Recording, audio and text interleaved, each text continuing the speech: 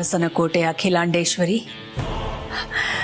ಈ ನಿನ್ನ ಸುಂದರವಾದ ಕುಟುಂಬನ ಕಟ್ಟೋದಕ್ಕೆ ನಾನು ರಘು ಅದೆಷ್ಟು ಕಷ್ಟಪಟ್ಟಿದ್ದೀವಿ.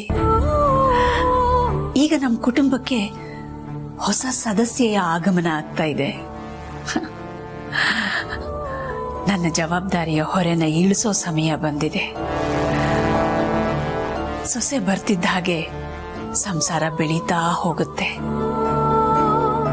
ಈ ಮನೆ ಬೆಳಗೋದಕ್ಕೆ, ಎಲ್ಲ ಜವಾಬ್ದಾರಿನ ಹೊತ್ಕೊಳ್ಳೋದಕ್ಕೆ ನನ್ನ ಮುದ್ದಿನ ಸೊಸೆ ಬರ್ತಾ ಇದ್ದಾಳೆ. ಕಾಲ ಅದೆಷ್ಟು ಬೇಗ ಸರಿದು ಹೋಗುತ್ತಲ್ಲ. ನಮ್ಮ ಆದಿ ಮದುವೆ ಮಾಡೋದು ಬಾಕಿ ಇದೆ. ಅದನ್ನು ಅಚ್ಚುಕಟ್ಟಾಗಿ ಮಾಡಿ ಮುಗಿಸ್ಬಿಟ್ರೆ ನಾನು ನಿಶ್ಚಿಂತೆಯಿಂದ ಇರ್ಬೋದು.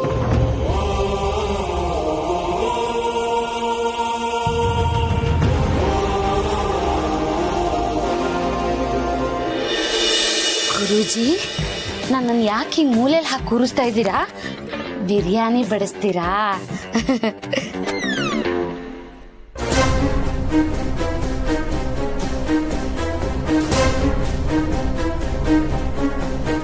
ಗುರೂಜಿ, ಗುರೂಜಿ, ಗುರೂಜಿ, ಗುರೂಜಿ, ಏನ್ ಮಾಡ್ತಿದ್ದೀರಾ ಗುರೂಜಿ ನೀವು? ಅಯ್ಯೋ ದೇವ್ರೆ, ಅಯ್ಯಪ್ಪ.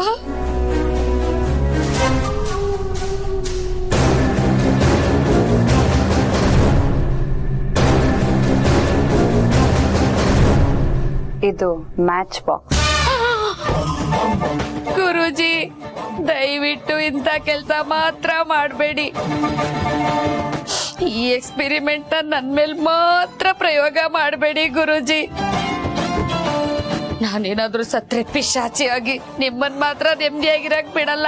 ನೋಡ್ತಾ ಇರಿ ಪ್ಲೀಸ್, ಈ ಕೆಲಸ ಮಾಡಬೇಡಿ ಗುರೂಜಿ.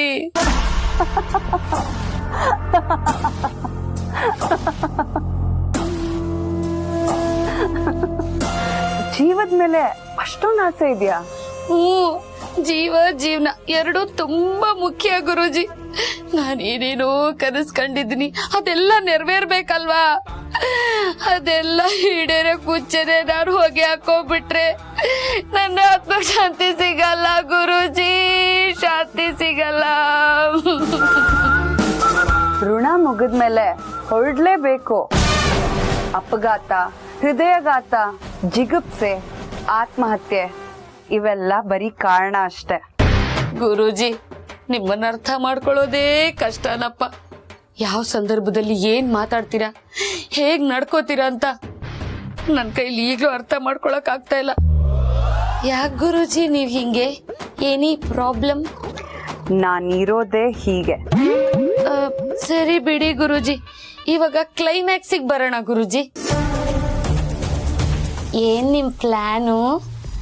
ನಾನ್ ಮಾಡಿರೋ ಪ್ಲಾನ್ ಪ್ರಕಾರ ಆದ್ರೆ ಜನನಿ ಮನೆಯೊಳಗ್ ಕಾಲಿಡೋಕ್ಕೂ ಮುಂಚೆ ಅವಳ ಸೀರೆ ಹೊತ್ತು ಉರಿಯೋಕ್ ಶುರುವಾಗಿ ಅವಳು ಹೊತ್ತು ಉರಿತಾಳೆ ಅಂತ ಪ್ಲಾನ್ ಮಾಡಿದ್ದೀನಿ. ಈ ಪ್ಲಾನ್ ಯಾವುದೇ ಕಾರಣಕ್ಕೂ ಮಿಸ್ ಆಗ್ಬಾರ್ದು.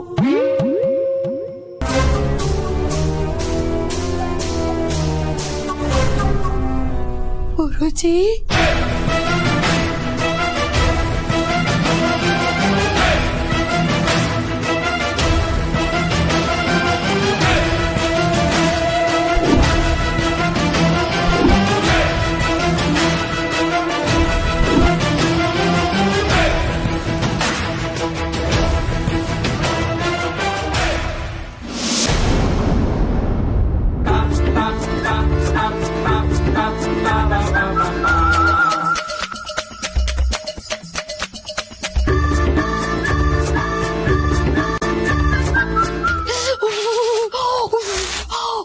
ಅಯ್ಯೋ ಗುರೂಜಿ, ಅಯ್ಯಯ್ಯೋ. ಪಂಚೆ ಉದ್ರೋಗ್ತಿದೆ ಬ್ರೋ, ಕಟ್ಕೊಡು ಬ್ರೋ. ಪ್ರೀತು, ಜೀವನ ಪೂರ್ತಿ ಚಡ್ಡಿ ಬನಿಯಲ್ಲಿ ಕಳೆದಿರೋ ನಿನಗೆ ಪಂಚೆ ಹೊಡೆದಕ್ಕೆ ಬರಲ್ಲ ಅನ್ನೋದ್ರಲ್ಲಿ ಯಾವ ಆಶ್ಚರ್ಯನೂ ಇಲ್ಲ ನೋಡು. ಏನ್ ಬ್ರೋ ಕೆಂಡಲ್ಲ ಬ್ರೋ, ನಾನು ಇವಾಗ ಮದುವೆ ಆಗಿರೋ ಗಂಡು ಪಂಚೆ ಉಡೋದನ್ನ ಕಲಿತೀನೋ ಬಿಡ್ತೀನೋ, ಆದ್ರೆ ಸೀರೆ ಓಡಿಸೋದನ್ನ ಗ್ಯಾರಂಟಿ ಕಲಿತೀನಿ. ಯಾಕೆ? ಏನ್ ಬ್ರೋ ಯಾಕೆ ಅಂತ ಕೇಳ್ತಾ ಇದ್ಯಾ? ಅದೊಂಥರ ಗಂಡ ಹೆಂಡತಿ ರೊಮ್ಯಾಂಟಿಕ್ ಫೀಲು, ಅದನ್ನ ಅನುಭವಿಸ್ಬೇಕೆ ಹೊರತು ಹೇಳಕ್ಕಾಗಲ್ಲ. ಅರ್ಥ ಆಯ್ತು ಬಿಡು. ಆದರೂ ಈ ಮದುವೆ ಆಗಿ ಫಸ್ಟ್ ನೈಟ್ಗೆ ರೆಡಿ ಆಗೋ ದಿನ ಇದೆಯಲ್ಲ, ಎಲ್ಲ ಗಂಡಸರಿಗೆ ಸುದಿನ, ಸಂಭ್ರಮನೋ ಸಂಭ್ರಮ, ಆತುರ ಕಾತುರ et cetera et cetera. I am so excited bro. ನೀನು ಮದುವೆ ಆದಮೇಲೆ ಹೇಗೆಲ್ಲ ಆಡ್ತೀಯ ಅಂತ ನಾನು ನೋಡಬೇಕು. ಬಟ್ ಒಂದಂತೂ ನಿಜ ಬ್ರೋ, ನಿನ್ನ ಫಸ್ಟ್ ನೈಟ್ಗೆ ಅರೇಂಜ್ಮೆಂಟ್ಸ್ ಎಲ್ಲ ನಂದೆ. ಆಯ್ತಪ್ಪ ತಂದೆ, ಈಗ ಆ ಮಾತು ಯಾಕೆ? ಇವತ್ತು ನಿಂದಿನ, ಎಂಜಾಯ್ ಮಾಡು. Thank you so much bro. ನಿನ್ನ ಹತ್ರ ಏನೋ ಕೇಳಬೇಕಿತ್ತು. ಏನಕ್ಕೋ ಪೀಟಿಕೆ ಹಾಕೋ ಥರ ಇದೆ, ಏನು ಬೇಕು? ಏನು ಬೇಡ. ನನ್ನ ಪ್ರಶ್ನೆ ಏನಂದರೆ, ನಂದು ಜನನಿ ಜೋಡಿ ನೋಡಿ ಎಲ್ಲರೂ ಇಷ್ಟಪಟ್ಟು ಮೆಚ್ಕೊಂಡಿದ್ದಾರೆ. ಆದರೆ ನಿನ್ಗೇನು ಅನ್ಸುತ್ತೆ, ನಾವಿಬ್ರು ಒಳ್ಳೆ ಜೋಡಿನಾ? ಕೇಳ್ತೀಯಲ್ಲ ಪ್ರೀತು, ನಿಮ್ಮಿಬ್ರು ಜೋಡಿ ರಾಧಾಕೃಷ್ಣ ಥರ ಸೂಪರ್ ಜೋಡಿ.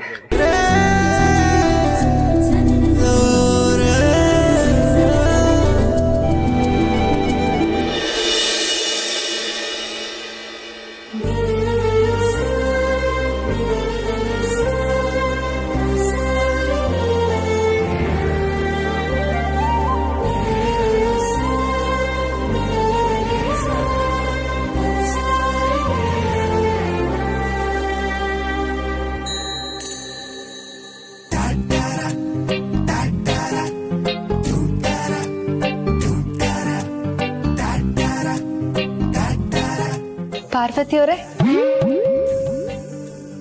ಏನ್ ಪಾರ್ವತಿಯವರೇ, ನಿಮ್ದೇ ಆದ ಲೋಕದಲ್ಲಿ ಮುಳುಗೋಗ್ಬಿಟ್ಟಿದ್ದೀರಾ? ಪಾರ್ವತಿ ಅಕ್ಕ ಹಾಗೇನೆ, ಅವಾಗವಾಗ ಈ ತರ ಯೋಚನೆಯಲ್ಲಿ ಮುಳುಗೋಗಿ ತನ್ನಂತಾನೆ ಮರ್ತೋಗ್ತಾಳೆ. ಓಹೋ, ಹೌದಾ ಪಾರ್ವತಿಯವರೇ? ಹಾಗೇನಿಲ್ಲ ಜನನಿಯವರೇ. ಏ ಅಕ್ಕ, ಸುಳ್ಳು ಹೇಳ್ತೀಯಾ?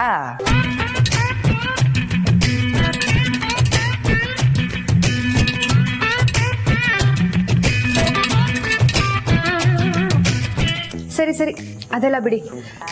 ಪಾರ್ವತಿಯವರೇ, ನಾನು ನಿಮ್ಮ ಹತ್ರ ಏನೋ ಕೇಳಬೇಕು. ಕೇಳಿ ಜನನಿಯವರೇ, ನಿಮಗೆ ಯಾವ ಥರ ಹುಡುಗ ಜೋಡಿ ಆದ್ರೆ ಚೆನ್ನಾಗಿರುತ್ತೆ ಅಂತ ಅನ್ಸುತ್ತೆ? ನಂಗೊತ್ತು.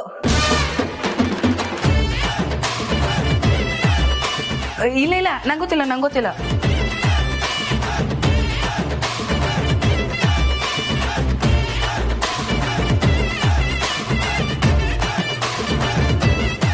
ಸರಿ, ನೀವು ಮುಂದುವರಿಸಿ. ಜೋಡಿಗಳನ್ನ ನಮಗ್ ನಾವೇ ಹುಡ್ಕೊಳ್ಳೋ ಹಾಗಿದ್ದಿದ್ರೆ ಆ ದೇವ್ರಿಗೇನು ಕೆಲ್ಸನೇ ಇರ್ತಿರ್ಲಿಲ್ಲ ಅನ್ಸುತ್ತೆ. ಯಾರಿಗ್ ಯಾರು ಸಿಗ್ಬೇಕು ಅಂತ ಆ ದೇವ್ರು ನಾವು ಹುಟ್ಟಿದಾಗ್ಲೇ ನಮ್ಮ ಹಣೆಯಲ್ಲಿ ಬರ್ತ್ ಕಳ್ಸಿರ್ತಾನೆ. ಅವನ್ ಆಡಿಸ್ದಂಗೆ ನಾವ್ ಆಡೋದಷ್ಟೇ ನಮ್ ಕೆಲ್ಸ.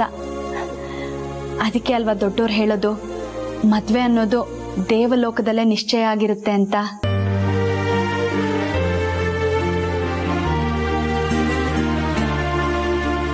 ಎಲ್ಲೋ ಇರ್ತೀವಿ, ಹೇಗೋ ಇರ್ತೀವಿ, ಯಾರೋ ಯಾರ ಕುತ್ತಿಗೆಗೋ 3 ಗಂಟೆ ಹಾಕ್ತಾರೆ. ಹೊಸ ಸಂಬಂಧ, ಹೊಸ ಸಂಸಾರ, ಅವ್ರದ್ದೇ ಆದ ಹೊಸ ಪ್ರಪಂಚ.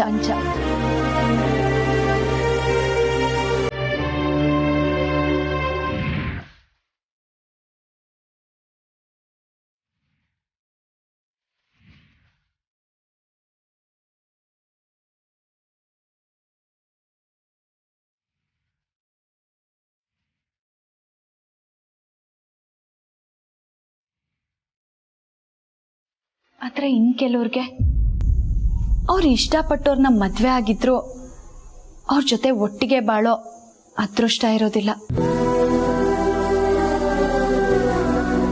ಆ ವಿಷಯದಲ್ಲಿ ಎಷ್ಟೋ ಜನ ಹೆಣ್ಮಕ್ಳು ನಂತರ ನತದೃಷ್ಟರಾಗಿರ್ತಾರೆ. ಅಕ್ಕ, ನೀನ್ ಯಾವ್ದೋ ಸಿನಿಮಾ ಕತೆ ಹೇಳ್ದಂಗೆ ಹೇಳ್ತಿದ್ಯಾ? ಕೆಲವೊಂದ್ಸಲ ನಮ್ ಜೀವನನು ಸಿನಿಮಾ ಕಥೆನೇ ಗಣಿ ಅಲ್ವಾ ಪಾರ್ವತಿಯವರೇ? ಜನನಿ ಅಕ್ಕ, ಪಾರ್ವತಿ ಅಕ್ಕಂಗೆ ಜೋಡಿ ಆಗೋ ಹುಡುಗನ ಬಗ್ಗೆ ಕೇಳಿದೆ. ಅರೆ, ನಿನ್ಗೆ ಯಾವ ತರ ಗೊತ್ತಿತ್ತಾ ಚಿಕ್ಕ ಏಜ್ ಮಾಡೋ ತರ ಹುಡುಗ ಸಿಗ್ತಾರೆ ಅಂತ?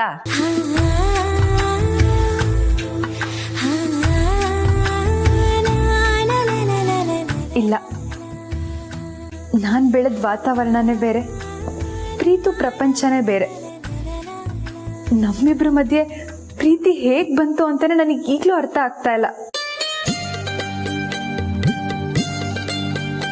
ಈ ಪ್ರೀತಿ ಅನ್ನೋದೇ ವಿಚಿತ್ರ ಅಲ್ವಾ ಪಾರ್ವತಿ ಅವರೇ? ಯಾವಾಗ, ಯಾರಿಗೆ, ಎಲ್ಲಿ, ಹೇಗ್ ಹುಟ್ಟುತ್ತೆ ಅನ್ನೋದೇ ಗೊತ್ತಾಗೋದಿಲ್ಲ ಅಲ್ವಾ?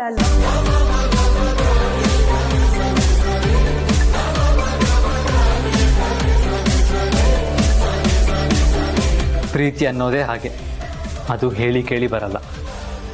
ಅಂಥ ಅದೃಷ್ಟ ಎಲ್ರಿಗೂ ಸಿಗಲ್ಲ. ಸಿಕ್ಕೋರೆ ಪುಣ್ಯವಂತರು. ಈ ಭೂಮಿ ಮೇಲೆ ಹುಡುಗಿನ ನೋಡದೆ ಪ್ರೀತಿ ಮಾಡೋರು ಇರ್ತಾರೆ. ಅವರು ತಮ್ಮದೇ ರೀತಿಯಲ್ಲಿ ತಮ್ಮ ಕನಸಿನ ಲೋಕದಲ್ಲಿ ನಮ್ಮ ಕನಸಿನ ಹುಡುಗಿ ಬಗ್ಗೆ ಕನಸು ಕಾಣ್ತಾ ಇರ್ತಾರೆ. ಆ ಹುಡುಗಿ ಯಾರು, ಎಲ್ಲಿದ್ದಾಳೆ, ಹೇಗಿದ್ದಾಳೆ ಅಂತ ಗೊತ್ತಿಲ್ಲದೆ ಇದ್ರು ಮನಸ್ಸಲ್ಲಿ ದೇವತೆ ಥರ ಪೂಜಿಸ್ತಾ ಇರ್ತಾರೆ. ಒಂದಲ್ಲ ಒಂದು ದಿನ ನನ್ನ ಕಣ್ಮುಂದೆ ಬಂದೇ ಬರ್ತಾಳೆ ಅನ್ನೋ ಆತ್ಮವಿಶ್ವಾಸದಲ್ಲಿರ್ತಾರೆ. ಆದರೆ ವಾಸ್ತವಕ್ಕೆ ಬಂದಾಗಲೇ ಗೊತ್ತಾಗೋದು ತಾವಿದ್ದು ಭ್ರಮಾಲೋಕದಲ್ಲಿ ಅಂತ.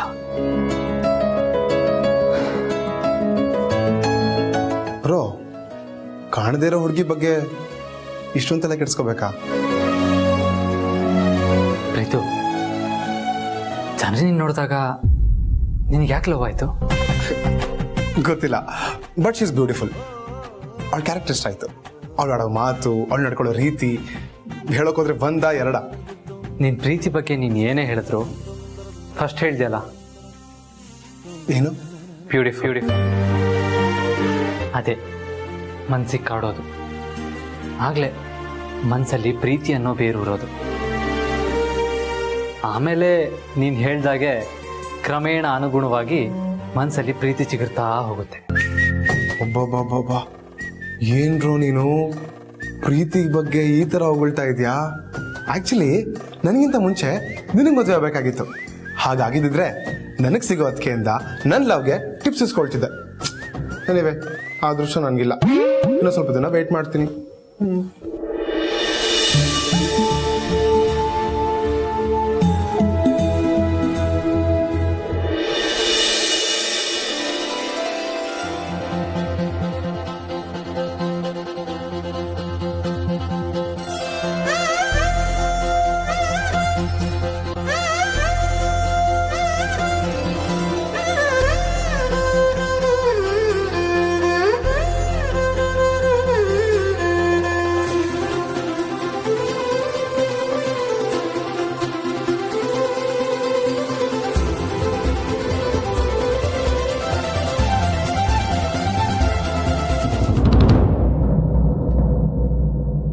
ಗುರುಜಿ,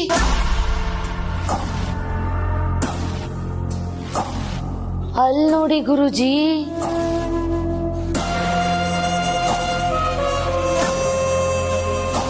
ಅಕ್ಕ ಸೋಫಾ ಮೇಲೆ ಕೂತ್ಕೊಂಡು ಕೈಯಲ್ಲಿ ಬಂಗಾರದ ಬಳೆ ಹಿಡ್ಕೊಂಡು ಯಾರಿಗ್ ಕೊಡ್ಲಿ ಅಂತ ಕಾಯ್ತಾ ಇದ್ದಾರೆ. ಗುರುಜಿ, ಆ ಬಳೆನ ನಿಮಗ್ ಕೊಡ್ತಾರಾ ಇಲ್ಲ ನನ್ಗ ಅಂತ ತಿಳ್ಕೊಳ್ಳೋಣವಾ?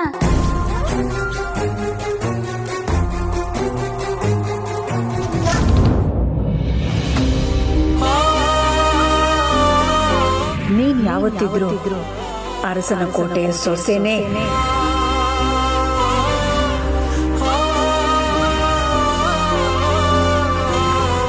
ಐ ಲವ್ ಯು ಆದಿ.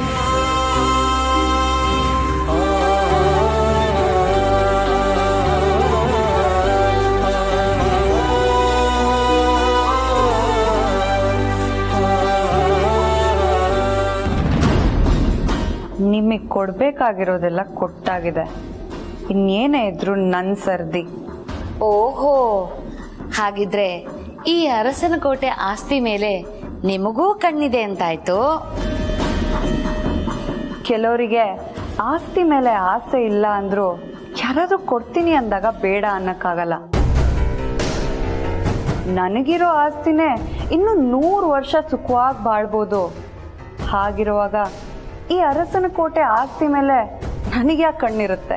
ಹಾಗಾದ್ರೆ ನಿಮ್ಗ ಆ ಬಳೆ ಸಿಕ್ಕರೆ ದಯವಿಟ್ಟು ನನಗೆ ಕೊಟ್ಬಿಡಿ ಗುರುಜಿ. ನಿಮ್ ನೆನಪಲ್ಲಿ ಅದನ್ನ ಬ್ಯಾಂಕ್ ಲಾಕರಲ್ಲಿ ಸೇಫ್ ಝೋನಲ್ಲಿ ಇಡ್ತೀನಿ.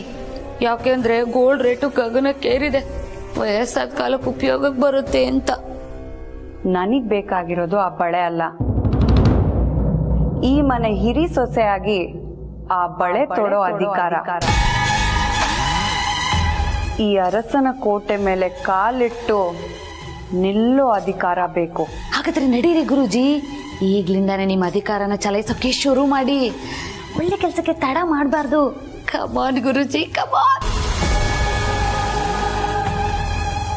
ಅಪ್ಪ ದೇವ್ರೆ, ಹೇಗಾದ್ರೂ ಮಾಡಿ ಆ ಬಳೆ ನನಗೇ ಸಿಗೋ ಹಂಗ್ ಮಾಡಪ್ಪ. ರಾಘವೇಂದ್ರ.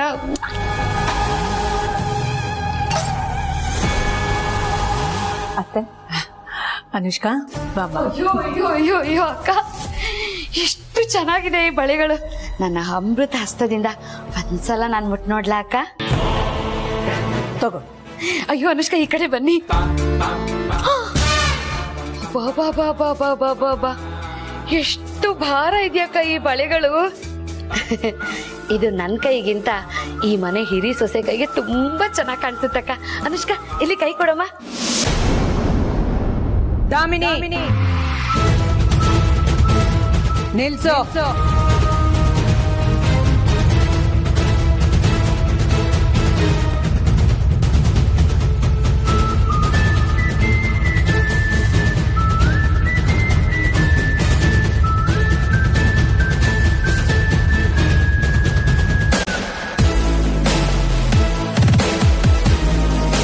ಇದು ಅರಸನ ಕೋಟೆಯ ಹಿರಿಯರಿಗೆ ಸೇರಿದ ಬಳೆ.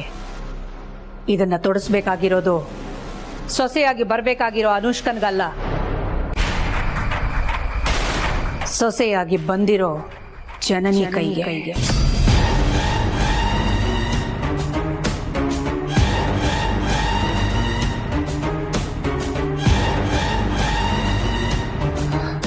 ಅನುಷ್ಕಾ, ಇದು ನಮ್ಮ ವಂಶದ ಅತ್ಯಂತ ಹಳೆ ಬಳೆ. ನಮ್ಮ ಮನೆಗೆ ಸೊಸೆಯಾಗಿ ಕಾಲಿಡೋ ಮೊದಲನೇ ಹುಡುಗಿಗೆ ಇದು ಸೇರ್ಬೇಕು ಅನ್ನೋದು ಸಂಪ್ರದಾಯ. ಪೂಜೆ ಸಮಯದಲ್ಲಿ ಈ ಬಳೆನ ಜನನಿಗೆ ತೊಡಿಸೋ ಕಾರ್ಯಕ್ರಮ ಇಟ್ಕೊಳ್ಳೋಣ. Hope you are okay with this? I am okay ಅತ್ತೆ.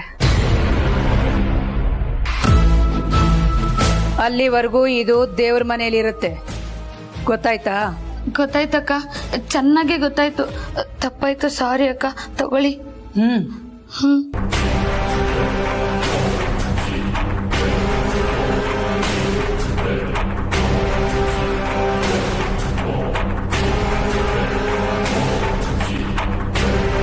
ಕಣ್ಣಿಗೆ ಕಂಡಿದ್ದು ಕೈಗೆ ಬರ್ಲಿಲ್ವಲ್ಲ ಗುರೂಜಿ. ಗುರೂಜಿ, ಅಧಿಕಾರ ಚಲಾಯಿಸ್ಬೇಕು ಅಂತ ಸೀಟ್ ಮೇಲೆ ಕುತ್ಕೊಳ್ಳೋಕ್ ಹೋದ್ರಿ, ಆದ್ರೆ ಅದ್ರ ಮೇಲೆ ಬೇರೆಯವ್ರದ್ದು ದೊಡ್ಡ ಬೆಡ್ಶೀಟೇ ಇದೆಯಲ್ಲ ಗುರೂಜಿ. ಬೇರೆಯವ್ರ ಆ ಸೀಟ್ ಮೇಲೆ ಕೂತ್ಕೊಳ್ಳೋಕ್ಕೂ ಮುಂಚೆ ಬೆಡ್ಶೀಟ್ನ ಸುಟ್ಟು ಬೂದಿ ಮಾಡೋಣ, ಆಗ ಆ ಸೀಟ್ ನಂದೇ ಆಗಿರುತ್ತೆ. ಆಹಾ, ಗೊತ್ತಾಯ್ತು ಗುರೂಜಿ. ಪೆಟ್ರೋಲು, ಜನನಿ ಸೀರೆ, ಬೆಂಕಿ. ಈ ಕೆಲಸ ಆದಷ್ಟು ಬೇಗ ಆಗ್ಲಪ್ಪ. ಆ ದೇವ್ರ ಹತ್ರ ಕೇಳ್ಕೊತೀನಿ ಗುರೂಜಿ.